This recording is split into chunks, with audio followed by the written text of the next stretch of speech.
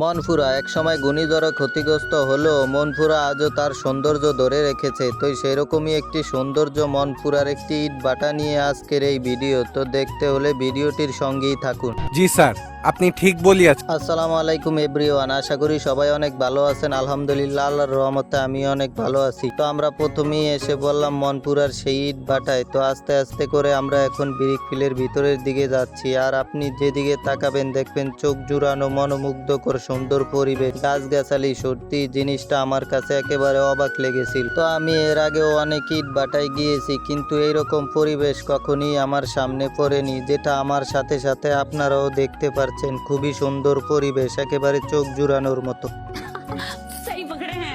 তো হাঁটতে হাঁটতে আরেকটি সামনে গেলেই আপনাদের চোখে পড়বে একটি সুন্দর ইট ভাটা এবং সুন্দর একটি পরিবেশ। পুরো মনপুরা দ্বীপে রয়েছে একটি মাত্র ইট ভাটা, চারদিকে নদী আর প্রকৃতির মাঝে দাঁড়িয়ে থাকা এই ইট ভাটা শুধু ইট বানানোর জায়গা নয়, এটি শত শত মানুষের জীবিকার গল্পও রয়েছে এর সাথে জড়িয়ে।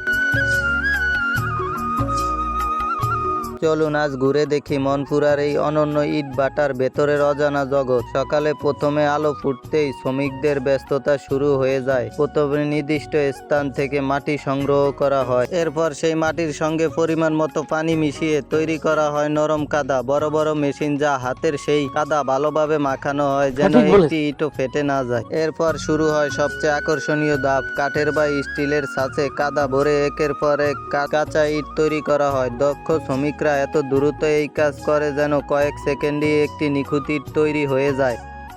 এরপর কাঁচা ইটগুলো খোলা রোদে কয়েকদিন শুকানো হয়। এই সময়টি সবচেয়ে গুরুত্বপূর্ণ, কারণ ঠিকমতো না শুকালে আগুন পোড়ানোর সময় ইট ভেঙে যেতে পারে। যখন ইট পুরোপুরি শুকিয়ে যায় তখন সেগুলো বিশাল চুল্লির ভিতরে সুন্দরভাবে সাজিয়ে রাখা হয়। এরপর কয়লা বা কাঠের আগুনে টানা কয়েকদিন ধরে পোড়ানো হয়। আগুনের তাপমাত্রা এতটাই বেশি থাকে যে কাঁচা মাটি ধীরে ধীরে শক্ত টেকসই লাল ইটে পরিণত হয়। সবচেয়ে অবাক করা বিষয় হলো এই একটি মাত্র ইট ভাটা দিয়েই মনপুরার অসংখ্য বাড়ি, স্কুল, মসজিদ, বিভিন্ন স্থাপন তৈরি হয়েছে। অর্থাৎ এই ইট ভাটা শুধু ইট নয়, পুরো দ্বীপের উন্নয়নের ভিত্তিও গড়ে তুলেছে। আর চারপাশের প্রাকৃতিক সৌন্দর্য যেন ইট ভাটাকে আরো আলাদা করে তুলেছে। একদিকে সবুজ মাঠ, অন্যদিকে নদীর বাতাস, আর মাঝখানে সারি সারি লাল ইট। সূর্যাস্তের সময় এই দৃশ্য সত্যি চোখ জুড়িয়ে দেয়। মনে হবে প্রকৃতি আর মানুষের পরিশ্রম একসঙ্গে মিলে তৈরি করেছে এক অনন্য শিল্পকর্ম। তাই মনপুরায় বেড়াতে এলে শুধু নদী আর সমুদ্র